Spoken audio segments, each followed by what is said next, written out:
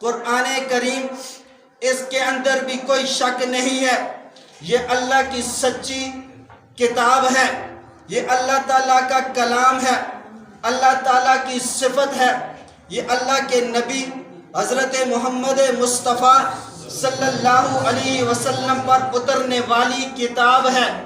میں یہ بات نہیں کہتا، تفسیر معارف القرآن کے اندر مفتی شفیع عثمانی صاحب نے ایک بات لکھی ہے، فرماتے ہیں مشرکین مکہ کے 3 سردار تھے، نمبر 1 ابو جہل، نمبر 2 ابو لہب، نمبر 3 اخنس بن شریک۔ سارا دن گھومتے اور لوگوں کو کہتے لا تسمعوا لہذا القرآن والغوا فیہ، اس نبی سے قرآن کو نہ سننا، اس نبی کی بات کو نہ سننا۔ عجیب بات یہ ہے، جہاں پر قرآن پڑھا اور سنایا جاتا وہاں پہ جا کے شور و شرابہ کرتے تاکہ لوگ قرآن کو نہ سن سکے۔ عجیب بات یہ ہے، جب رات کو سارے سو جاتے یہ تینوں اٹھتے تھے، آ کے اللہ کے نبی صلی اللہ علیہ وسلم جب بیت اللہ کے اندر قرآن کریم کی تلاوت فرماتے، ایک گلی سے چھپ کے آ رہا ہے، دوسرا دوسری گلی سے چھپ کے آتا ہے، تیسرا تیسری سے آتا ہے، اللہ کے نبی تلاوت کرتے ہیں، یہ آ کے دیوار کے ساتھ کان لگا کے سنتے ہیں۔ عجیب بات یہ ہے، جب یہ تلاوت سنتے، اللہ کے نبی تلاوت ختم کرتے، اب یہ بھاگتے، ایک گلی سے بھاگ رہا ہے، دوسرا دوسری سے، تیسرا تیسری سے، یہاں تک کہ ایک چوک کے اندر جا کر تینوں کی آدھی رات کو ملاقات ہو جاتی ہے۔ پوچھتے ہیں کدھر گئے تھے، دوسرا کہتا ہے تم کدھر گئے تھے، تیسرا کہتا ہے تم کدھر گئے تھے۔ جب وہاں پہ ملے چوک کے اندر، سر شرم سے جھکا لیے، کہنے لگے لوگوں کو تو سارا دن کہتے ہو لا تسمعوا لہذا القرآن، قرآن کو مت سنو، تمہیں تو رات کو نیند ہی نہیں آتی جب تک نبی سے قرآن نہ سنو۔ اس دن وعدہ کیا آئندہ نہیں آئیں گے، دوسرے دن پھر آتے ہیں، پھر چھپتے چھپاتے بھاگتے ہیں، ایک جگہ پہ پھر ملاقات ہو جاتی ہے، پھر بات کرتے ہیں، کہتے ہیں آج وعدہ کرتے ہیں کل سے نہیں آئیں گے، تیسرے دن پھر ملاقات ہو جاتی ہے، چوتھے دن اخنس بن شریک دونوں کے پاس جاتا ہے، جا کے کہتا ہے لوگوں کو تو سارا دن تبلیغ کرتے ہو لا تسمعوا لہذا القرآن، نبی سے قرآن نہ سننا، اور خود اس وقت تک نہیں سوتے، اس وقت تک ہمیں نیند نہیں آتی جب تک ہم نبی سے قرآن کو نہ سنیں، تو لہٰذا پھر لوگوں کو کیوں یہ بات کہتے ہو، قرآن کریم کو مان لو نا، یہ سچا ہے۔ اب انہوں نے بڑی عجیب بات کہی، کہنے لگے اس میں کوئی شک نہیں، یہ اللہ کا کلام ہے، مخلوق کا کلام نہیں، اس میں کوئی شک نہیں، یہ اللہ تعالیٰ کی لا ریب کتاب ہے، اس میں کوئی شک نہیں ہے، یہ قرآن اللہ کی سچی کتاب ہے۔ اب آئیے صاحب قرآن کی طرف۔ صاحب قرآن نے جب 40 سال کی عمر میں اللہ تعالیٰ نے نبوت کا دعویٰ کروایا ہے، نبوت کا دعویٰ کیا، لوگوں کو کوئی صفحہ پہ جمع کیا، کوئی صفحہ پہ جمع کرنے کے بعد اللہ کے نبی نے فرمایا لبثت فیکم عمرا، میں تمہارے اندر 40 سال رہا ہوں، حل وجدتمونی صادقا ام کاذبا، تم نے مجھے سچا پایا یا جھوٹا؟ سارے کہنے لگے جربنا کا غیر مرہ ما وجدنا فیک الا صدقا، ہمیشہ ہم نے آپ کو سچا ہی سچا پایا ہے۔ اب دیکھیں قرآن کی بات آئی، قرآن کو اپنوں نے ہی نہیں، اپنے تو مانتے ہی سچا ہے، اپنے ہی نہیں غیر بھی سچا مانتے ہیں۔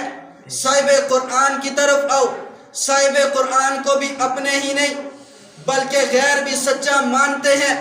تبھی تو حضرت ابراہیم علیہ السلام نے دعا کی تھی، دعا کے اندر 2 چیزیں مانگی تھی، یا اللہ رسول بھی عطا کر، رسول ایسا ہو کتاب کی تلاوت کرنے والا ہو۔ اللہ تعالیٰ نے حضرت ابراہیم کی دونوں دعاؤں کو قبول کیا، رسول بھی عطا کیا، کتاب بھی عطا کی۔ کتاب جو دی ہے اسے قرآن کہتے ہیں، رسول جو دیا ہے اسے صاحب قرآن کہتے ہیں۔ قرآن اور صاحب قرآن کے درمیان یہ مناسبت تھی۔ قرآن اور صاحب قرآن کے درمیان ایک مناسبت اور ذکر کرنے لگا ہوں۔ قرآن یہ بھی ہدایت کا ذریعہ، صاحب قرآن بھی ہدایت کا ذریعہ ہے۔ قرآن کے ذریعے سے لوگوں کو ہدایت ملی ہے، صاحب قرآن کے ذریعے سے بھی لوگوں کو ہدایت ملی ہے۔ جب بھی اللہ تعالیٰ نے ہدایت دی تو ان دو ذریعوں سے دی ہے، یا تو قرآن کے ذریعے سے یا تو صاحب قرآن کے ذریعے سے۔